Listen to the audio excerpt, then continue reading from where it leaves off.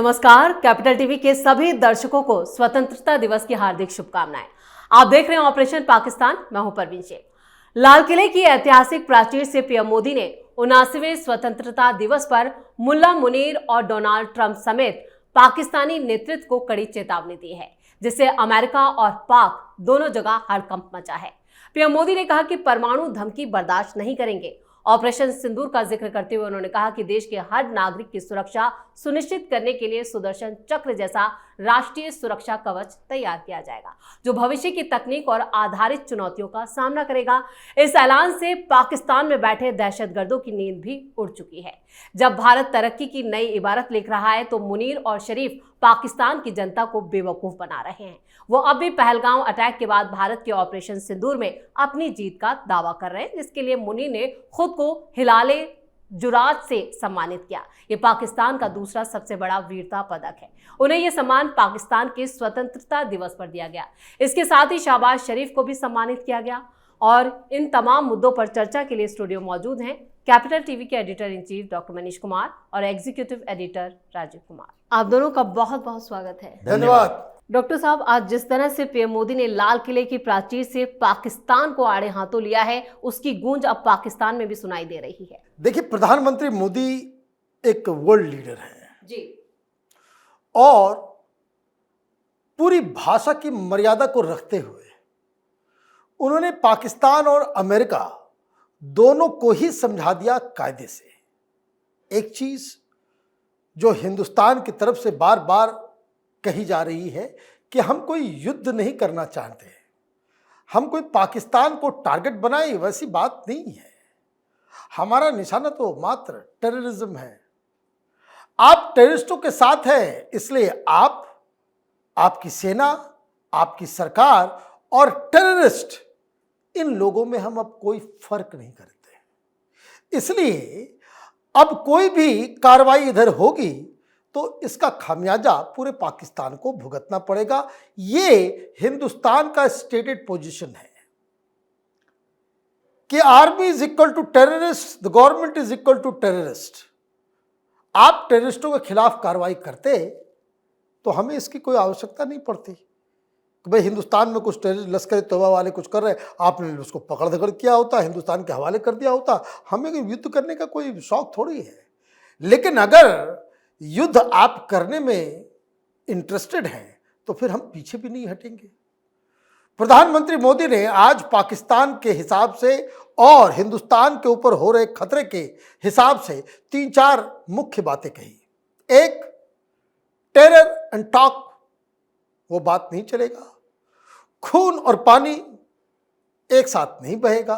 और ये बातें इसलिए जरूरी थी कहनी क्योंकि अमेरिका में तो भागा भागा फिर रहा है। मालूम चला कि उसको इस बार बुलाया नहीं डोनाल्ड ट्रंप ने, कोई लंच नहीं, व्हाइट हाउस भी नहीं, कैपिटल के अंदर में भी घुसने नहीं दिया गया। ये लाख कोशिशें करता रहा। और सबसे मजेदार बात कि जो जानकारी पाकिस्तान के पत्रकार दे रहे हैं कि कम से कम 6 ऐसे प्रोग्राम थे जिसे मुनीर ने कैंसिल किया। और वो जो प्रोग्राम जिसके अंदर वो भाषण दे गया कि न्यूक्लियर बॉम्ब वाली धमकी, वो मुशर्रफ का कोई खलेरा, उसके बुआ का उसका कोई रिश्तेदार है, वो मुशर्रफ के समय में भी पैसे वैसे लेकर के भागा था अमेरिका, उसने उसे ऑर्गेनाइज किया था। और दैट टू पहले घोषणा कर दी और उसके बाद ये कहा कि ये कैंसिल हो गया, हम फिर से करेंगे। लेकिन जिन लोगों को बुलाया जाएगा उनको कार्यक्रम से ठीक 2 घंटे पहले हम आपको फोन मैसेज कर देंगे। क्यों ऐसी हो रही बात मालूम है? जी।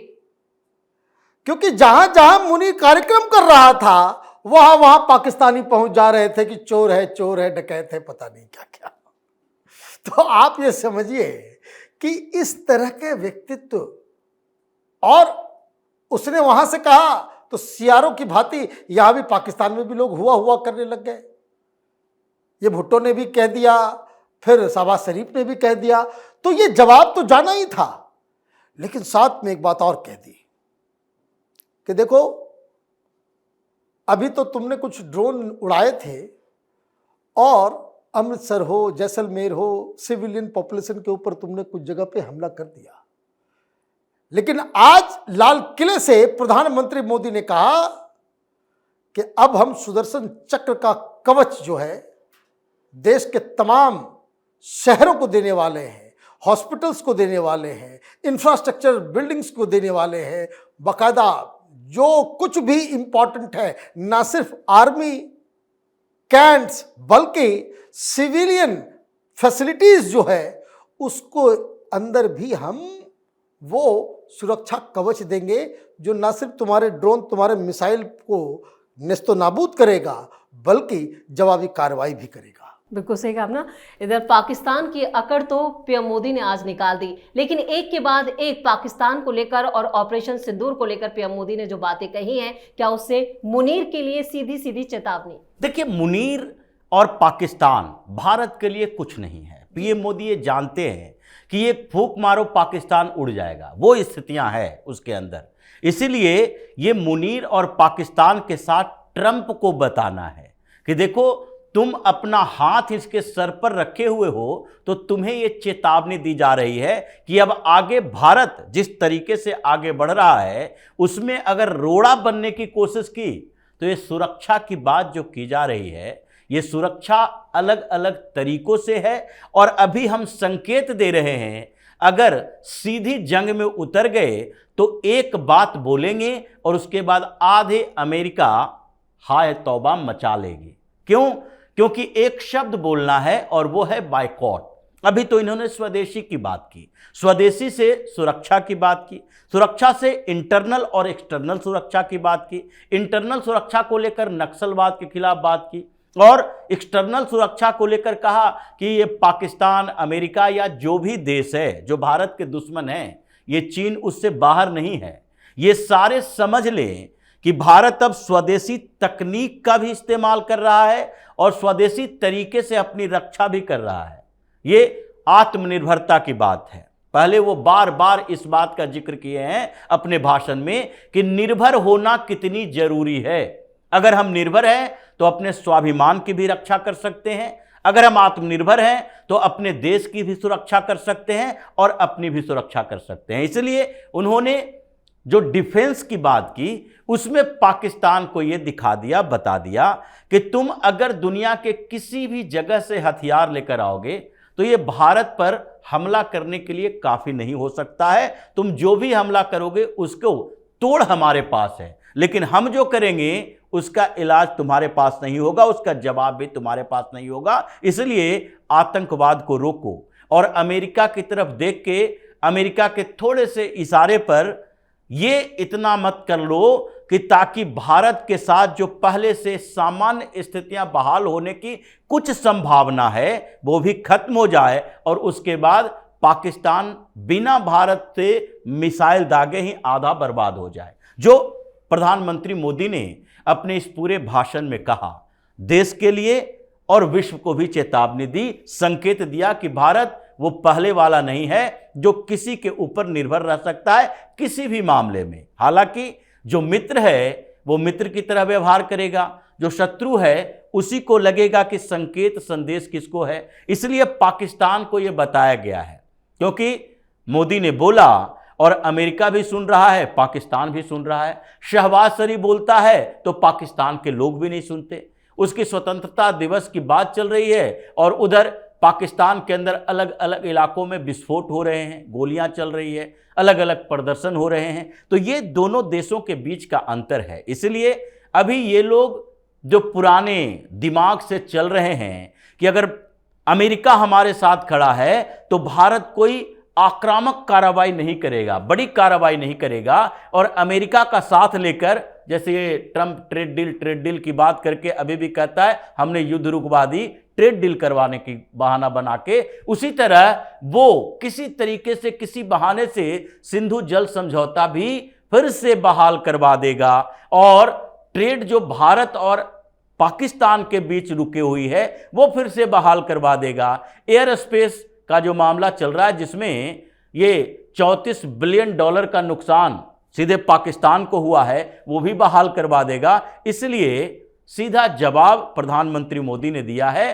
कि किसी तीसरे के ऊपर भरोसा मत करो, क्योंकि खून और पानी एक साथ नहीं चलेगा।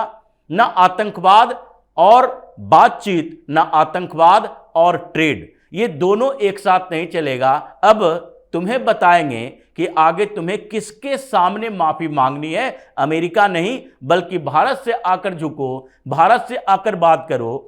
और जो हमारा मांग है हमारी कि सीधे तौर पर अपने आतंकवादियों को सौंपो, उसके बाद हमें भारत और पाकिस्तान के बीच संबंध को बिगाड़ने से लेना देना नहीं है, बल्कि भारत को समृद्धि बनाने से लेना देना है। इसलिए पहले भी उन्होंने कहा कि पाकिस्तान अगर भारत से लड़ना चाहता है तो विकास के मुद्दे पर लड़े, कि हम कितना विकास कर रहे हैं, तुम कितना विकास कर रहे हो। और यह संदेश पूरी दुनिया ने सुना है, समझा है। इसलिए पाकिस्तान के ऊपर बड़ा मोरल प्रेशर इस बात का है कि इसका जवाब वो किस लेवल पर दे सकता है। बिल्कुल, पीएम मोदी ने भारत की ताकत का एहसास न सिर्फ पाकिस्तान बल्कि पूरी दुनिया को कराया है। लेकिन डॉक्टर साहब, इस बीच पाकिस्तान की मीडिया से भी कुछ प्रतिक्रियाएं आ रही हैं पीएम मोदी के भाषण को लेकर। एक तरह की हड़कंप या बौखलाहट भी देखने को मिल रही है। देखिए, पाकिस्तान की मीडिया दो हिस्से में बटी हुई है, इसको आप समझ लीजिए। एक जो सीधे सीधे आर्मी के भेजे हुए पैम्पलेट के ऊपर अपना पूरा राय रखती है जी। उनको कहा जाता है कि आपको ये कहना है, ये लाइन लेनी है, ये बात कहनी है, इसको ऐसे कहना है, इसको ऐसे कहना है। तो ये इस तरह के टीवी चैनल, इस तरह के एक्सपर्ट्स, इस तरह के जो वहाँ पे एनालिस्ट हैं, वो दरअसल आर्मी जो बात नहीं कह पाती है उसके मुंह से कहलवाया जाता है।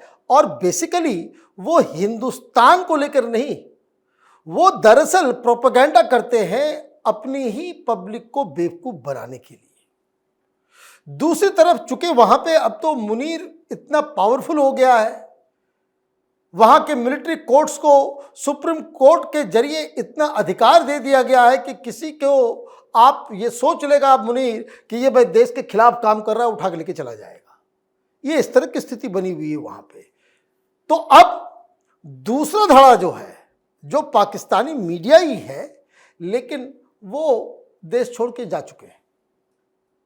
वो वहाँ इंग्लैंड में बैठ के, वो अमेरिका में बैठ के आर्टिकल्स लिखते हैं, ओपिनियन देते हैं, टेलीविज़न चैनल पे लाइव आते हैं, बातचीत करते हैं। उनकी राय बिल्कुल अलग है। अब प्रधानमंत्री मोदी के भाषण को इन दोनों अलग अलग धड़े ने अलग अलग तरीके से लिया। एक तो जो आर्मी की लाइन है कि हम जीत के बताइए, वो हारा हुआ जनरल अपने आप को जो है वीर पुरस्कार दे रहा है, खुद भी ले रहा है, दूसरे लोगों को भी बांट रहा है ना। शहबाज शरीफ को भी फील्ड मार्शल शहबाज शरीफ बना है, उसको फील्ड मार्शल ले लेना चाहिए कि भाई तुमने जंग जितवा ली। लेकिन जो वहाँ की रियल आवाज़ है, जो जनता के पक्ष में पत्रकारिता करते हैं, देखिए मुनीर को किस तरह की भद्दी भद्दी टिप्पणियां, भद्दी भद्दी गालियां दे रहे हैं। और ये इस तरह के लैंग्वेज का इस्तेमाल हो रहा है। ये तो हम लोग हिंदुस्तान में कभी सोच ही नहीं सकते हैं कि अपने जनरल के बारे में हम लोग इस तरह की बातें कर सके। उस तरीके से इनको क्रिटिसाइज किया जा रहा है। क्यों? क्योंकि वो लोग ये देख रहे हैं कि युद्ध के बाद प्रधानमंत्री मोदी कैसे हिंदुस्तान को विकास के रास्ते से जरा सा भी टस से मस नहीं होने दे रहे। डेवलपमेंट का जो गोल है, जो आगे ले जाने का जो गोल है, उसके ऊपर लेकर के जा रहे हैं। और पाकिस्तान के रहनुमा, वहाँ के लीडर, वो अभी भी न्यूक्लियर वॉर करने में लगे हुए हैं। तो ये बहुत बड़ा फर्क है। ये पाकिस्तानी शुरू से, अभी आप देखिएगा, ये जो वहाँ की आर्मी वाली मीडिया है, वो देखिए वो जंग जिता रहा है ना। वो 47 का भी जंग जीत गया, 65 का भी जीत गया, 71 का भी जीत गया। वो हर जंग जीत जा रहा है, कारगिल भी जीत गया। तो ऑपरेशन सिंदूर में भी कहेंगे कि भाई हम जीत गए। तो देखिए, पाकिस्तान इज ए रोग नेशन।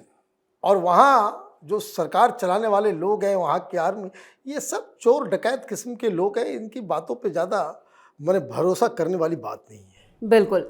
जब भारत अपनी आज़ादी के मौके पर अपनी अचीवमेंट्स की बात कर रहा है, दुनिया को बता रहा है कि उसने क्या क्या हासिल किया है, लेकिन राजीव सर, इस दौरान पाकिस्तान भी अपना जश्न मनाता है आज़ादी का, लेकिन वो कहाँ टिका है? वो सिर्फ भारत की बात क्यों करता है? देखिए, भारत की बात भी वो नहीं कर पाता। भारत की बात किस अर्थ में करेगा? वो भारत के सामने है ही नहीं कुछ, न उसकी इकोनॉमी ऐसी है जो भारत के साथ तुलना कर सके। ये बार बार तुलना की जाती है कि तुम किस से लड़ रहे हो। भारत जैसे एक विशाल देश से लड़ रहे हो जो दुनिया की चौथी बड़ी अर्थव्यवस्था है, तीसरे पायदान पर जाने की कोशिश में लगा हुआ है, और दूसरी तरफ उसके एक स्टेट की इकोनॉमी तुम्हारे पूरे जीडीपी से ज्यादा है। तो ऐसे में वो भारत की बात करने का मतलब उसका होता है कि अपने आर्मी के लीडरशिप को सुरक्षित रखो, क्योंकि जब भारत की बात नहीं करोगे तो वहां के लोग जो हैं वो ये सोचने पर मजबूर हो जाएंगे कि हमारे विकास की बात क्यों नहीं हो रही है। वो अपनी समस्याओं पर ध्यान केंद्रित कर लेंगे और फिर विद्रोह हो जाएगा। तो जब जब अपनी समस्याओं से किसी को भटकाना होता है तो बात हमेशा ऐसी की जाती है जो उसके दिल से जुड़ा हुआ हो। और पाकिस्तान के लोगों को दिमाग में भर दिया गया है कि देखो, कश्मीर हमसे जबरदस्ती ले लिया भारत ने, जो काफिरों का देश है, और उस कश्मीर को हम वापस लेकर रहेंगे। हमारे साथ विभाजन के समय बड़ा अन्याय किया गया, हम उसका बदला लेकर रहेंगे। हमसे बांग्लादेश अलग करवा दिया गया, हम उसका बदला लेकर रहेंगे। तो इतनी सारी जहर भर दिए गए हैं कि जिसके कारण लोगों को लगने लगा कि जब भारत के खिलाफ कोई बात हो रही हो तो ये व्यक्ति बहुत सही है। और यही मुनीर भी खेल खेलने की कोशिश कर रहा है, लेकिन ये खेल तब तक चलता है जब तक कि यहाँ की व्यवस्थाओं में कुछ दूसरी परेशानियां नहीं आती है। लेकिन अभी वो स्थितियां नहीं है।